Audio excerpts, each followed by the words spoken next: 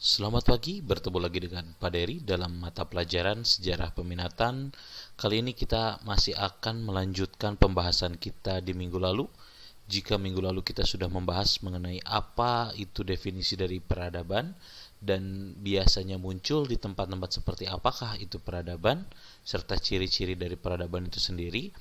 Hari ini kita akan mencoba nanti untuk meneliti ataupun mencoba mencari tahu ada peradaban apa saja sih yang pernah ada di dunia ini pada masa awal ditemukannya tulisan gitu ya. Jadi peradaban-peradaban modern yang paling awal di bumi ini yang pernah ditemukan gitu ya.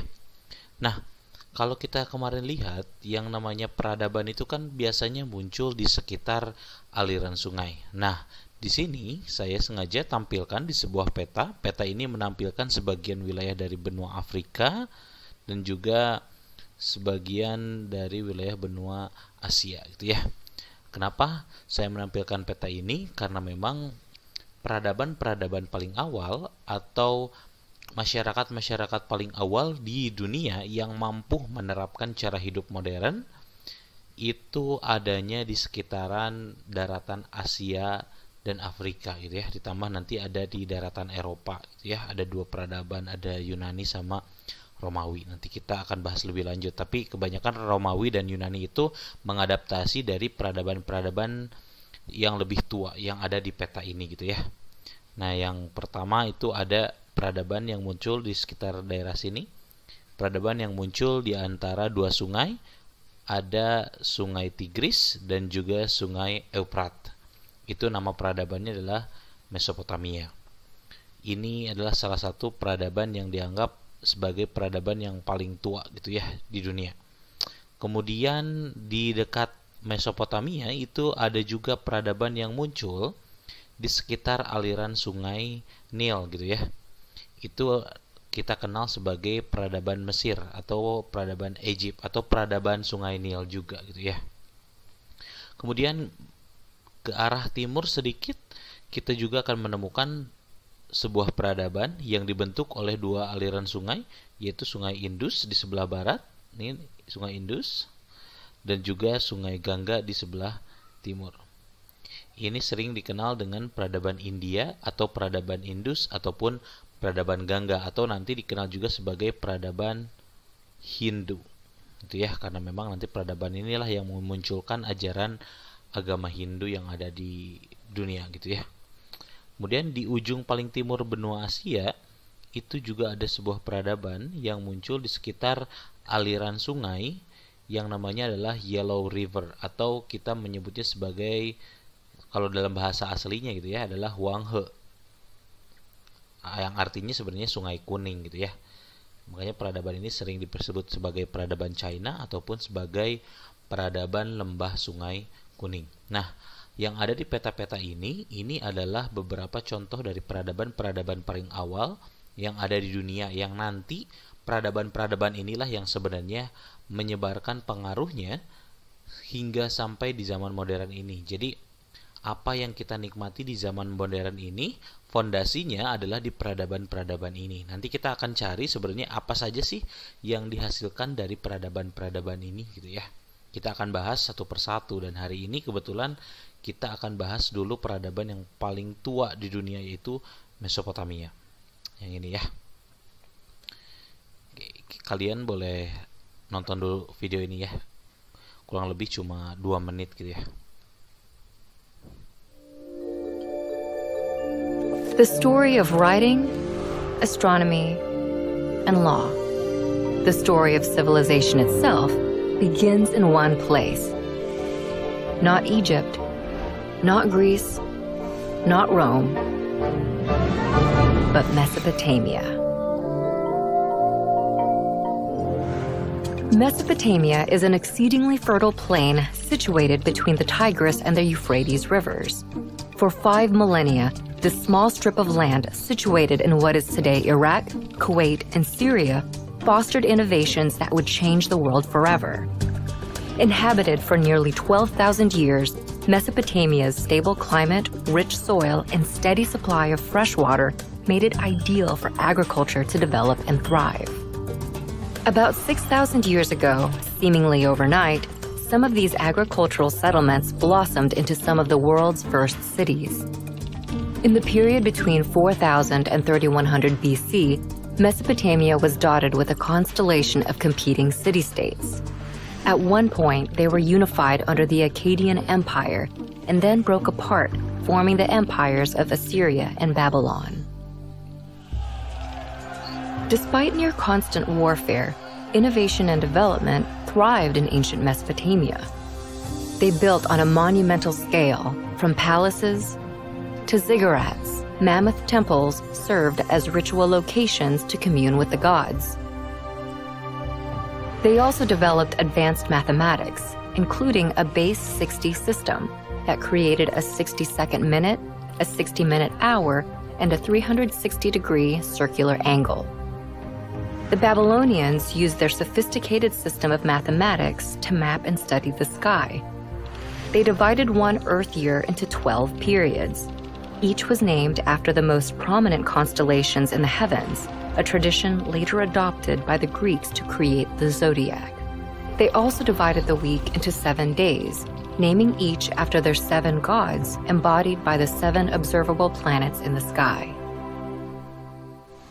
But perhaps the most impactful innovation to come out of Mesopotamia is literacy. What began as simple pictures scrawled onto wet clay to keep track of goods and wealth developed into a sophisticated writing system by the year 3200 BC.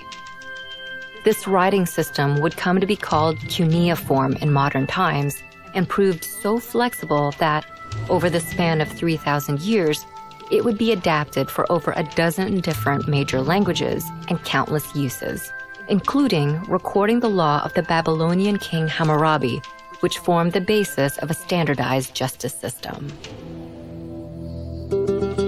But Mesopotamia's success became its undoing. Babylon, in particular, proved too rich a state to resist outside envy. In 539 BC, the Persian king Cyrus conquered Babylon and sealed his control over the entirety of Mesopotamia. For centuries, this area became a territory of foreign empires.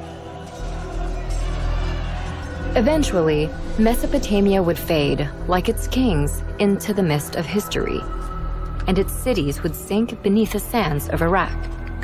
But its ideas would prevail in literacy, law, math, astronomy, and the gift of civilization itself.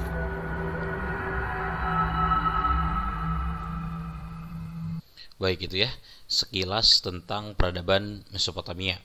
Saya paling suka kalau nyari video-video sekilas gitu dari National Geographic ya. Biasanya video-video mereka tuh kualitasnya sangat bagus gitu ya. Tapi kita nggak akan bahas video.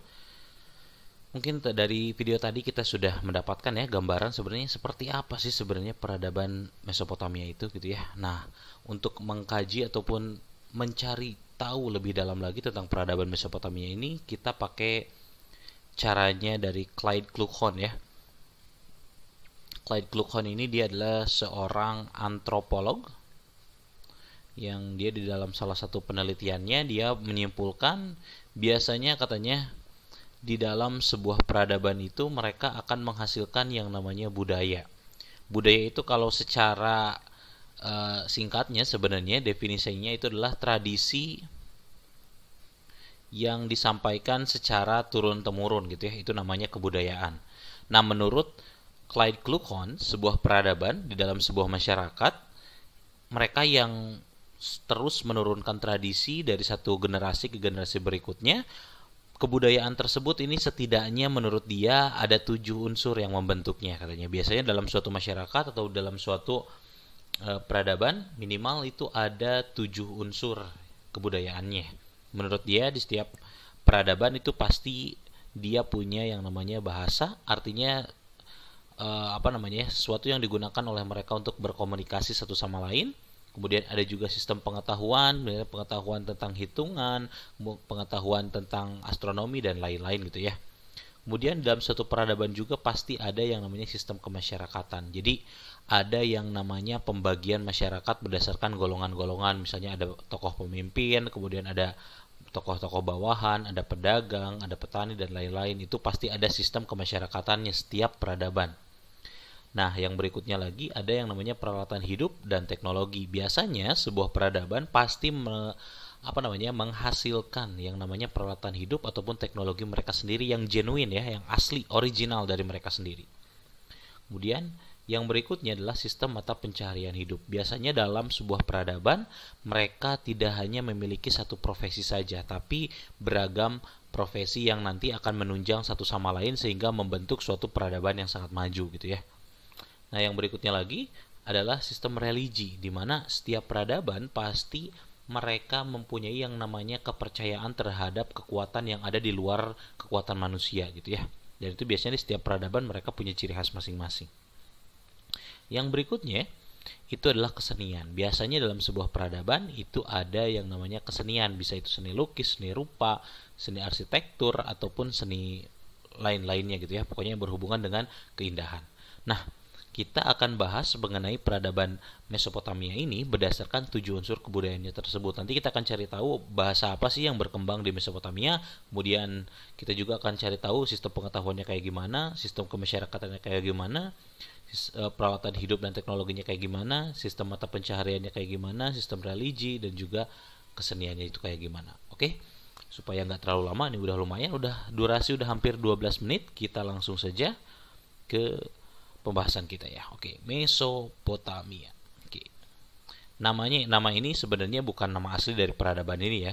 Nama Mesopotamia ini sebenarnya dikasih oleh orang-orang Romawi untuk menyebut sebuah daerah yang ada di antara dua aliran sungai yang namanya adalah Eufrat dan Tigris. Oke, mungkin kalian sering mendengar gitu ya istilah dua sungai ini di dalam Alkitab. Biasanya kalau orang Kristen, mereka kalau yang suka baca Alkitab pasti mereka tahu. Nah, nama Mesopotamia ini sebenarnya diambil dari bahasa Romawi atau bahasa Latin. Diambil dari dua kata yaitu meso dan potamos. Dari kata mesos dan potamos. Mesos itu artinya adalah tengah atau di antara. Potamos artinya adalah sungai. Jadi secara harfiah sebenarnya bisa diterjemahkan yang namanya Mesopotamia itu adalah peradaban yang ada di antara atau di tengah-tengah sungai. Sungai mana? Sungai yang dimaksud adalah sungai Eufrat dan sungai Tigris gitu ya. Nah, julukan untuk peradaban ini itu adalah the cradle of civilization. The cradle itu artinya adalah asal mula peradaban. Nah, peradaban ini sering dianggap sebagai peradaban paling awal dan dianggap juga sebagai asal mula dari semua peradaban yang pernah ada di dunia gitu ya. Kenapa bisa disebut kayak gitu? Karena memang peradaban ini diperkirakan sudah muncul sekitar 5.000 tahun lalu atau ya 5.000 sebelum Masehi sebenarnya ya. Jadi 5.000 sebelum Masehi sama 5.000 tahun yang lalu beda ya. Konsepnya kayak gini nih. Kalau kita ambil di garis gini, ini tahun 0, ini kita 2021 gitu ya. Kalau 5.000 tahun yang lalu itu posisinya ada di sini misalnya. Ini tahun 3.000. Nah, ini dari 2021 sampai ke 3.000 itu jaraknya adalah 5.000. Itu 5.000 tahun yang lalu. Tapi kalau 5.000 sebelum Masehi artinya dihitungnya dari 0 ini. Dari 0 mundur sampai 5.000. Artinya kalau kita mundur jauh ke belakang, kalau peradaban ini muncul sekitar 5.000 sebelum Masehi, artinya peradaban ini ada sekitar 7.000 tahun yang lalu. Sebelum kita ya. 7.000 tahun yang lalu sebelum kita. Jadi jangan dibayangin semakin jauh dari peradaban kita semakin primitif gitu ya. Ternyata orang-orang di Mesopotamia mereka sudah sangat maju 7.000 tahun yang lalu, bayangin gitu ya. Bahkan nanti banyak hal yang kita gunakan di zaman ini tuh hasil dari peradaban mereka yang kita pakai gitu ya. Kita mah cuma menjadi bangsa yang atau manusia yang mengadaptasi dari apa yang pernah mereka temukan. Oke, ini dari segi geografis ya. Kita lihat, ini saya ambil dari Google Earth supaya kita bisa tahu sebenarnya dari segi geografis keadaan alamnya kayak gimana sih. Nah, ini sungai Tigris, ini sungai Efrat gitu ya. Saya gambarnya nggak akurat ya, tapi ini untuk memperlihatkan. Nah, tanda-tanda warna-warna seperti ini tuh menandakan ini gurun pasir, tanah yang tandus, tidak terlalu subur. Artinya peradaban ini sebenarnya muncul di sekitar daerah yang sebenarnya tidak subur. Tapi karena ada dua sungai yaitu Efrat dan Tigris, di sini ada kehidupan nih di antara ini nih. Jadi benar menurut Arnold Toynbee, kalau yang namanya peradaban itu nggak boleh terlalu keras, nggak boleh terlalu lembek. Artinya tetap harus ada tantangan, karena respon itu akan muncul ketika tantangannya ada gitu ya. Tantangannya apa? Di sini adalah daerah yang gurun, yang tandus, di sini tidak terlalu subur. Makanya ketika ada Mesopotamia ini, nah mereka lah bertahan di sini dan mereka mengembangkan penghidupan mereka yang lebih baik gitu ya. Nah, peradaban ini dijuluki sebagai peradaban tertua dan terletak di wilayah bulan sabit subur, atau yang istilahnya adalah Fertile Crescent. Bulan sabit subur tuh maksudnya, jadi di daerah Timur Tengah tuh ada daerah-daerah yang sangat subur. Nah, ini membentuk bulan sabit kayak gini. Nah, daerah-daerah yang subur tuh ada di antara sungai Nil, Efrat, dan Tigris gitu ya. Sisanya ini nggak subur. Jadi ini adalah daerah bulan sabit subur atau the Fertile Crescent. Nah, wilayah dari Mesopotamia ini adalah wilayah yang terbuka. Artinya wilayah ini bisa diakses oleh bangsa yang ada dari sini, bangsa yang di sini, bangsa yang di sini, bangsa yang di sini. Artinya peradaban Mesopotamia ini nanti akan membentuk suatu masyarakat yang mereka itu akan mencoba mempertahankan dirinya dengan kekuatan mereka sendiri, karena memang dari segi alamnya itu tidak mampu melindungi mereka. Jadi nggak ada gunung ataupun nggak ada benteng alam yang melindungi mereka dari serangan bangsa lain. Makanya nanti peradaban Mesopotamia akan muncul sebagai bangsa yang istilahnya berusaha untuk melindungi diri mereka dengan cara mereka sendiri. Nah, di peradaban ini muncul banyak sekali kota. Mungkin tadi kalian di video sudah sempat melihat gitu ya, ada kota Niniwe gitu kan. Kemudian ada kota Nimrod, kemudian ada kota Ur, ada kota Eridu, dan lain-lain. Mungkin kota-kota ini juga sudah tidak terlalu asing ya buat kalian yang suka baca di Alkitab kisah-kisahnya, pasti kota-kota ini tuh kalian pernah dengar gitu ya, karena memang peradaban ini juga bukan cuma peradaban yang ditemukan bukti sejarahnya, tapi di dalam beberapa kitab suci agama-agama samawi seperti Islam, Kristen, dan juga Yahudi itu ditemukan juga mengenai peradaban ini gitu ya. Makanya nanti kalian bakal tercengang gitu ya, terkaget-kaget menemukan banyak fakta di dalam peradaban ini. Oke, next ya. Nah, ini udah yang tadi ya. Ini hanya memperjelas saja. Nah, ini kota-kota yang muncul. Jadi di dalam peradaban Mesopotamia itu bukan cuma satu kota yang muncul, tapi banyak banget. Ada kota Asyur, Niniwe, kemudian ada kota Babylon. Mungkin kalian pernah mendengar Menara Babel dan lain-lain, itu ada di kota ini. Ada Uruk, ada Ur, Eridu. Itu ya, itu mah ya penjelasan tambahan yang tadi. Jadi sistemnya nanti ada banyak sekali kota yang muncul, dan tiap kota itu nanti punya ciri khasnya masing-masing. Nah, kenapa sih kita bisa tahu sebenarnya ada peradaban yang namanya Mesopotamia? Dulu sebenarnya orang-orang tuh nggak tahu tentang peradaban ini. Mereka taunya emang cuma ada dua sungai, tapi mereka nggak pernah tahu 5000 sebelum Masehi itu pernah ada kehidupan yang sangat maju di sini.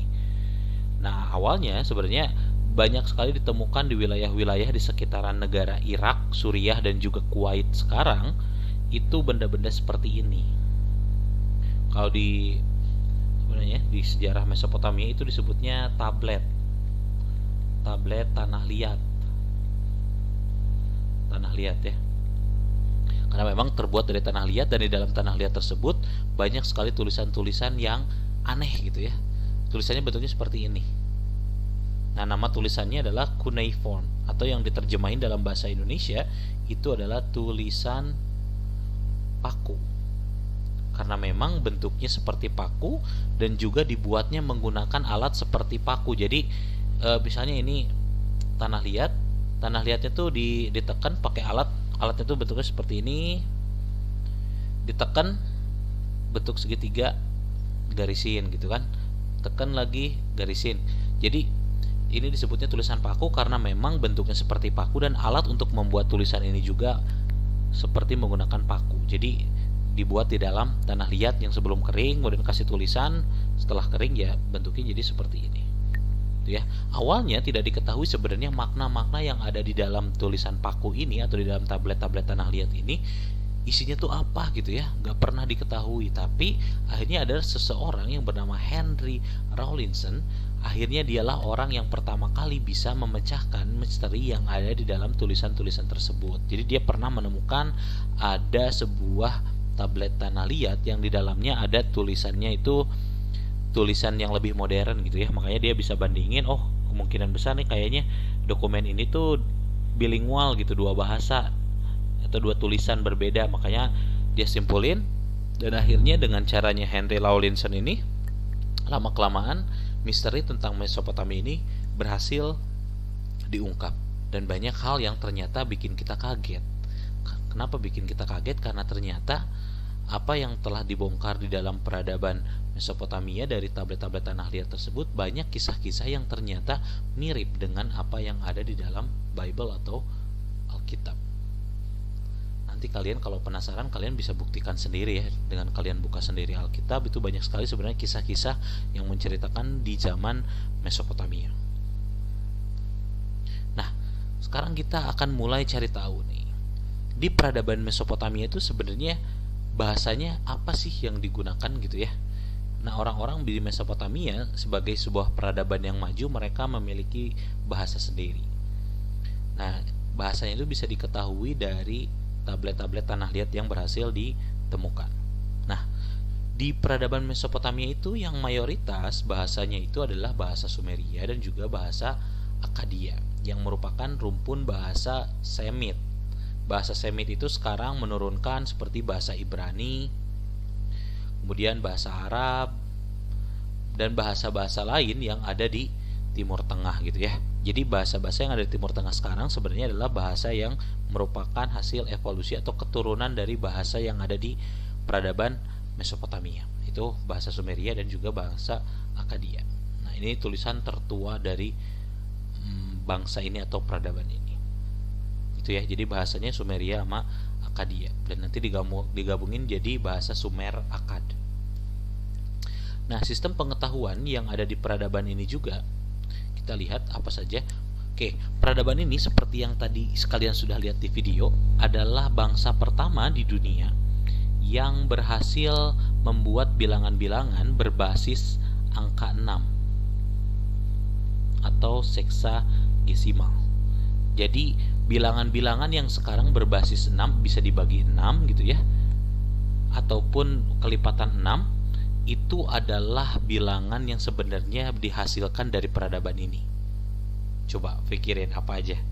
Nah, tadi di video sebenarnya udah ada. Nih, saya hapus dulu ya, ini ngalangin. Sorry. Nah, yang pertama itu adalah lingkaran 360 derajat. Ini adalah salah satu bilangan seksagesimal atau berbasis angka 6. Lingkaran yang dihitung ada 360 derajat, itu juga adalah hasil dari pemikiran mereka. Jadi bukan kita yang bikin ya, satu lingkaran itu ada 360 derajat, tapi orang-orang Mesopotamia. Terus yang berikutnya lagi adalah mereka adalah bangsa pertama yang menganggap bahwa dalam satu tahun itu ada 12 bulan. 12 bulan juga seksagesimal, mereka bisa dibagi 6 gitu ya. Mereka adalah kelipatan 2 dari 6. Kemudian yang berikutnya lagi adalah mereka juga adalah bangsa pertama di dunia yang menganggap bahwa dalam satu bulan itu ada 30 hari. Dan mereka juga bangsa yang menganggap bahwa dalam satu hari itu ada 2 kali 12 jam. Ditambah di dalam setiap jam itu ada 60 menit. Di dalam 1 menit ada 60 detik. Mereka yang bikin. Jadi kalian sebagai manusia modern jangan sombong ya, karena memang hitungan-hitungan seperti ini ternyata orang Mesopotamia yang bikin. Yang berikutnya lagi yang bikin kalian kaget, mungkin yang kalian yang gak suka matematika, mungkin kalian bakal ngomong, wah ini gara-gara orang Mesopotamia nih gitu. Tapi nggak kayak gitu juga ya, karena kalau nggak ada matematika kayaknya handphone, kemudian yang lain-lain, teknologi-teknologi yang kita punya pasti nggak ada juga. Nah, operasi matematika seperti kali, bagi, tambah, kurang itu pertama kali ditemukan di Mesopotamia. Kita menemukannya di mana? Di dalam tablet ini. Gitu ya, ini membuktikan bahwa orang-orang Mesopotamia sejak zaman dulu mereka sudah yang melakukan yang namanya menghitung. Mereka suka menghitung gitu ya. Jadi buat kalian yang nggak suka menghitung, berarti kalian kalah sama orang Mesopotamia. Nah, di samping itu juga dari segi astronomi, mereka ini menemukan 5 planet yang kita kenal sekarang. Jadi planet yang kita kenal sekarang sebenarnya sudah ditemukan oleh orang-orang Mesopotamia. Yang planet yang kita sebut sebagai Jupiter sekarang, Venus, Saturnus, Mars, Merkurius, itu adalah planet-planet yang ditemukan oleh bangsa Mesopotamia. Tapi namanya dulu bukan kayak gini ya. Nama Jupiter, Venus, Saturnus, Mars, Merkurius dan lain-lain itu sebenarnya diberi nama oleh peradaban Romawi sesuai dengan dewa-dewa yang mereka percayai. Nanti kita belajar juga tentang peradaban Romawi. Yang berikutnya, mereka adalah bangsa pertama yang bikin kalender sendiri. Jadi perlu kalian ketahui, manusia tuh dari zaman dulu sebenarnya sadar adanya waktu gitu, tapi mereka belum melembagakan waktu tersebut ke dalam hitungan-hitungan yang pasti gitu ya. Mereka nggak tahu sebenarnya manusia itu ada dari kapan, terus sampai kapan, terus kita udah tahun berapa, terus bumi udah berapa tahun. Akhirnya, nah orang Mesopotamia ini adalah orang-orang pertama yang mereka bikin kalender. Awalnya itu mereka untuk menentukan musim panen, musim banjir dan lain-lain gitu ya. Kalender tersebut. Nah, kalender yang mereka bikin adalah lunar kalender atau kalender yang berbasis ke dalam rotasi bulan mengelilingi bumi. Jadi mereka ngitung bulan dalam 1 tahun itu berapa hitungannya berapa mengelilingi bumi gitu ya. Makanya disebutnya lunar kalender. Kalender itu ada 2, ada lunar, ada solar. Kalau lunar dari bulan, solar dari matahari. Dan yang Masehi yang Januari sampai Desember kita gunakan itu adalah kalender solar karena menghitung dari lamanya bumi mengelilingi matahari. Kalau yang lunar adalah bulan mengelilingi bumi. Dan kalender yang termasuk lunar sekarang itu adalah kalender yang digunakan oleh orang-orang Islam, orang-orang Muslim, yaitu kalender Hijriah. Itulah nanti yang menyebabkan kenapa kalender Masehi yang Januari sampai Desember tersebut beda dengan kalender Hijriah. Karena patokannya beda, yang satu matahari, yang satu bulan. Nah, dalam kalender ini 1 tahun 12 bulan, tapi dalam 1 bulan itu hanya ada 29,5 hari atau bisa dibulatkan menjadi 30 hari. Itu nanti yang menyebabkan nanti ada perbedaan. Total dalam 1 tahun itu cuma ada 354 hari. Jadi kalau kita bandingin nih, yang kalender solar sama kalender lunar, itu kan yang kalender solar itu 365, kadang-kadang 366 gitu ya. Yang ini 354. Jadi ada selisih sekitar 11 hari. Itu yang menyebabkan kenapa kok lebaran pindah-pindah terus tanggalnya gitu ya. Karena memang patokannya beda, mereka punya kalender sendiri gitu. Oke ya. Yang berikutnya lagi, mereka juga adalah bangsa pertama yang bikin zodiak dari rasi bintang. Tapi nama-nama zodiak yang kita pakai sekarang kayak Aries, Aquarius, Libra dan lain-lain itu dari orang Romawi penamaannya ya. Tapi kalau ilmu untuk mengetahui rasi bintang dan ramalan seperti itu dari orang Mesopotamia. Tadi kalian bisa lihat di video ada nama-nama awalnya. Nah, yang berikutnya, orang Mesopotamia juga punya yang namanya sistem kemasyarakatan atau sistem stratifikasi sosial. Nah, ini adalah sebuah sistem yang mereka itu membagi masyarakat ke dalam beberapa golongan. Jadi yang kita ketahui kan pasti sebuah masyarakat kan gak mungkin semuanya sejajar semua ya. Pasti ada pemimpinnya, kemudian ada tentara, ada apa gitu ya. Di dalam orang-orang Mesopotamia pun mereka punya sistem kemasyarakatan sendiri. Seperti apa sih sistem kemasyarakatannya? Nah, sistem kemasyarakatan di orang-orang Mesopotamia sebenarnya bisa digambarkan dalam piramida ini ya. Yang paling tinggi itu di orang-orang Mesopotamia, mereka disebut sebagai Lugal atau Ensi. Mereka kalau dalam bahasa Indonesia itu disebutnya adalah imam raja. Imam itu artinya pemimpin agama. Raja itu artinya adalah pemimpin negara. Jadi sebenarnya di Mesopotamia tuh antara pemimpin agama dengan pemimpin negara itu sama, satu orang. Jadi seorang raja itu harus paham agama. Beda nanti di dalam agama Hindu ya. Kalau agama Hindu kan orang yang menguasai agama itu Brahmana, di bawahnya baru ada ksatria yaitu raja.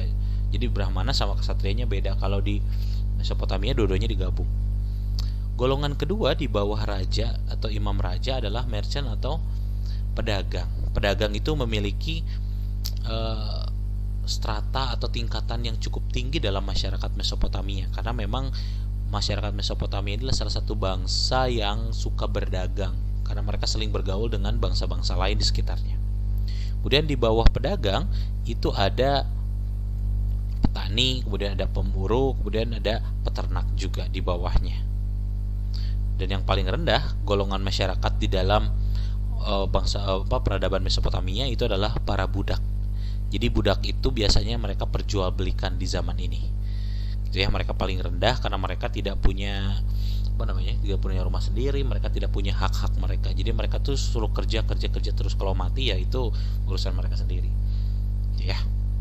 Nah, yang berikutnya, orang-orang Mesopotamia juga adalah orang-orang yang menghasilkan peralatan hidup dan teknologi mereka sendiri. Jadi mereka adalah salah satu bangsa yang paling awal di dunia ini yang bikin peralatan-peralatan modern yang mungkin kita kenal sekarang, dan mungkin kalian nggak tahu kalau itu pertamanya dari Mesopotamia. Yang pertama, mereka mengenal sistem pengobatan. Itu ya. Nah, mereka adalah bangsa pertama yang menerapkan sistem pengobatan di saat bangsa-bangsa lain atau peradaban lain mereka menganggap kalau sakit itu adalah gangguan roh jahat gitu ya. Mayoritas manusia waktu itu menganggapnya seperti itu. Nah, orang-orang Mesopotamia ini menggabungkan antara medis dengan religius. Jadi mereka tuh menganggap selain karena gangguan roh jahat, ini juga harus diobati dengan sesuatu gitu kan. Mereka biasanya menggunakan obat-obat herbal gitu ya. Yang berikutnya, mereka adalah bangsa pertama di dunia yang membuat yang namanya irigasi. Irigasi itu yang kayak ini nih ya. Aliran air yang mereka membuat saluran-saluran dari sungai Eufrat dan Tigris untuk mengairi ladang-ladang mereka dan rumah-rumah mereka. Jadi konsep rumahnya tuh kayak gini nih. Mereka dikelilingi oleh parit-parit ataupun irigasi-irigasi sehingga sumber air tuh bisa masuk ke daerah pemukiman mereka, karena mereka tahu kalau nggak mereka bikin jalur sendiri seperti ini, mereka tuh tidak terlalu subur atau sangat kering gitu ya daerahnya. Yang berikutnya, mereka juga punya selera fashion yang cukup tinggi. Pakaian yang pernah digunakan oleh orang-orang Mesopotamia ini sampai sekarang masih ada, yaitu kaftan. Ini adalah pakaian yang banyak digandrungi di Timur Tengah, yang ternyata ini adalah pakaian yang biasanya digunakan oleh saudagar-saudagar ataupun orang-orang pembesar yang ada di Mesopotamia. Kemudian mereka juga punya sistem tata kota sendiri di mana mereka membentengi kota-kota mereka. Ini benteng nih. Dan biasanya di luar benteng itu juga ada parit yang memisahkan mereka dari daratan di sekitarnya. Karena memang seperti kita bahas tadi sebelumnya, di Mesopotamia itu mereka secara alami itu terbuka. Jadi kalau misalnya mereka nggak bikin pertahanan sendiri, mereka mungkin akan dengan mudah diserang oleh bangsa dari luar gitu, dari sini, wah itu bahaya gitu ya. Dan biasanya tempat tinggal mereka itu tergantung ke dalam golongan mereka. Biasanya kalau raja, imam raja itu adanya di pusat kota, di sini di dekat tempat ibadah, dekat istana dan tempat-tempat penting. Nah, warga-warga biasa kayak pedagang, kemudian pedagang itu adanya di sekitar kota-kota ini, dan biasanya kalau petani, peternak itu adanya di sini di lingkaran kedua. Gitu ya. Kemudian ada dari segi arsitektur juga, ini contohnya adalah gerbang Istar. Gerbang yang biasanya pintu masuk ke dalam sebuah kota di Mesopotamia itu biasanya kayak gini bentuknya. gitu ya. Sebenarnya masih banyak arsitektur yang lain, tapi ya kita akan bahas beberapa aja karena waktunya nggak bakal cukup. Ini ada juga namanya zigurat. Zigurat ini adalah salah satu menara yang dijadikan tempat peribadatan untuk orang-orang Mesopotamia. Nah, selanjutnya mereka juga mengenal yang namanya sistem pencaharian hidup, artinya mereka punya spesialisasi pekerjaan. Nah, ini para budak dengan para mandornya, ada yang jadi tentara, ada yang jadi pengrajin.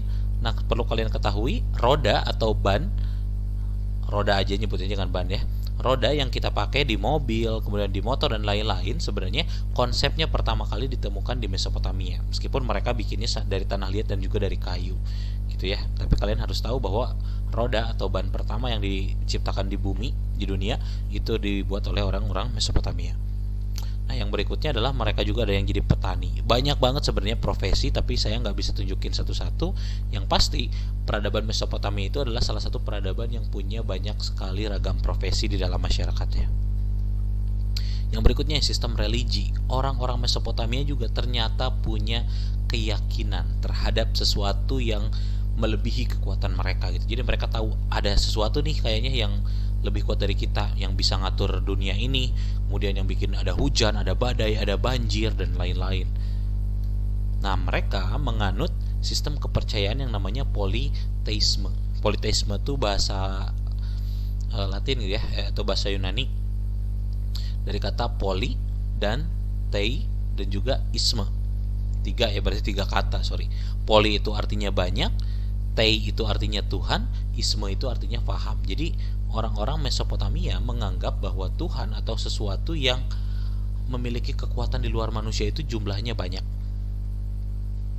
Makanya nanti muncul konsep dewa-dewa. Jadi setiap ada kejadian alam kayak ada petir, oh mereka bikin ada dewa petir. Ketika ada matahari, ada dewa matahari. Ketika ada badai, mereka sebut ada dewa badai juga gitu ya. Itu yang namanya politeisme. Jadi mereka membagi-bagi kepercayaan terhadap kekuatan besar tersebut ke dalam banyak hal. Mereka juga punya kepercayaan terhadap totemisme. Totem itu artinya adalah kepercayaan terhadap adanya hewan-hewan buas yang memiliki kekuatan magis.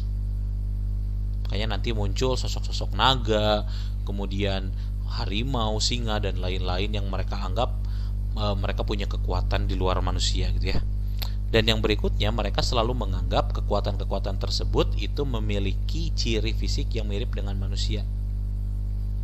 Jadi para dewa ataupun sesuatu yang mereka anggap kuat itu pasti mereka bikin kayak patungnya atau gambarnya itu pasti mirip dengan manusia, selalu ada ciri manusianya. Itu namanya antropomorfisme. Jadi menganggap bahwa Tuhan ataupun dewa atau apapun itu memiliki ciri fisik atau kemiripan dengan manusia. Yang berikutnya lagi, mereka dalam sistem religinya menganggap bahwa setiap negara itu dikuasai oleh pemimpin agama. Jadi setiap kota itu nanti punya NC atau lugalnya sendiri. Dan mereka adalah bangsa pertama di bumi yang percaya ada kehidupan setelah mati. Makanya menurut mereka nanti tingkah laku atau kelakuan kita yang ada di bumi sekarang ini, yang kita lakukan selama hidup, itu nanti akan ada balasannya ketika kita mati. Jadi nanti status kita ketika mati itu akan ditentukan oleh apa yang kita lakukan sekarang. Nah, mereka juga melakukan yang namanya penyembahan terhadap raja, karena mereka menganggap bahwa raja itu setara dengan para dewa. Ini mirip dengan konsep dewa raja yang ada di dalam agama Hindu. Kalian mungkin pernah di prasasti yang di prasastinya Tarumanegara yang menganggap Purnawarman itu mirip dengan Dewa Wisnu. Nah, ini konsepnya sama dengan penyembahan terhadap para raja. Ya, itu soal kepercayaan. Nah, ini adalah sedikit gambaran dari dewa-dewa yang muncul di dalam dalam bangsa Mesopotamia. Ada Sin atau Nana, itu dewa bulan untuk orang-orang yang ada di kota Ur. Kemudian ada Enlil, Anu, Enlil, Ea, biasanya ini pasangan tiga dewa ini. Ini biasanya ada di kota Nippur.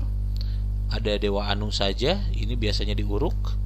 Ada Ninurta di kota Lagas. Ada Utu di kota Larsa, ada Marduk biasanya di Babilonia.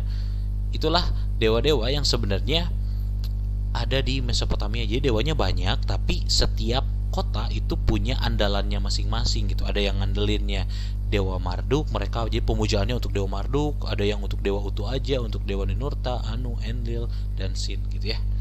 Jadi mereka tuh beda-beda tiap kota. Jadi punya ciri khasnya masing-masing. Oke, materi kita untuk hari ini cukup dulu ya, karena sudah hampir 40 menit. Jadi kesimpulannya, peradaban Mesopotamia ini adalah peradaban yang dari segi 7 unsur kebudayaan ini sangat memenuhi apa yang disebutkan oleh Kluckhohn. Jadi kita lihat nih, back lagi.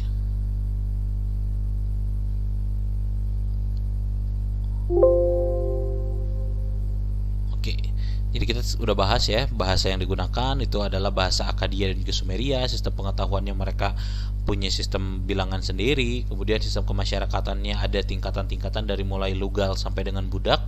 Kemudian ada juga peralatan hidup dan teknologi, mereka punya irigasi dan lain-lain. Kemudian sistem pencarian hidup mereka punya profesi yang sangat banyak dan beragam. Sistem religi, mereka juga mengenal ada yang namanya dewa-dewa. Yang terakhir nih, kesenian, kelewat ya. Kita akan bahas dulu yang kesenian. Aduh, saya lupa, ketinggalan satu. Sorry ya. Nah, ini kesenian. Jadi orang-orang Mesopotamia juga mengenal yang namanya kesenian. Nah, keseniannya tersebut banyak banget, ada seni rupa, seni musik, ataupun satu lagi apa ya? Seni suara gitu ya. Tapi ini ada salah satu nih, seorang musisi yang dia mencoba menerjemahkan apa yang ada di dalam tablet-tablet di Mesopotamia. Jadi dia tuh menemukan sebuah tablet yang katanya isinya tuh adalah sebuah lagu, dan dia akan coba mainkan sebenarnya nadanya seperti apa gitu ya. Kalian bisa dengerin ini.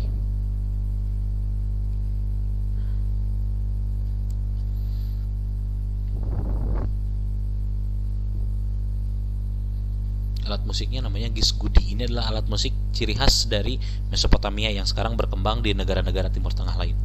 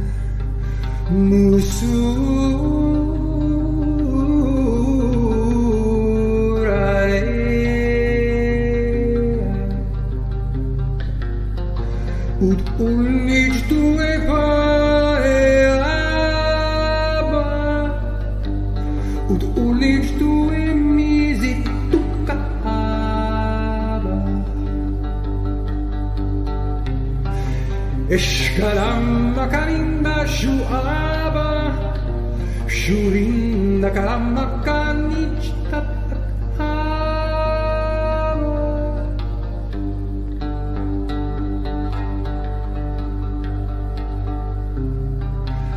Ankita badabaraba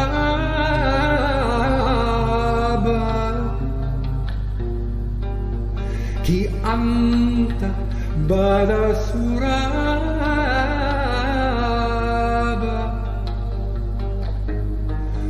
Munon Lulubanja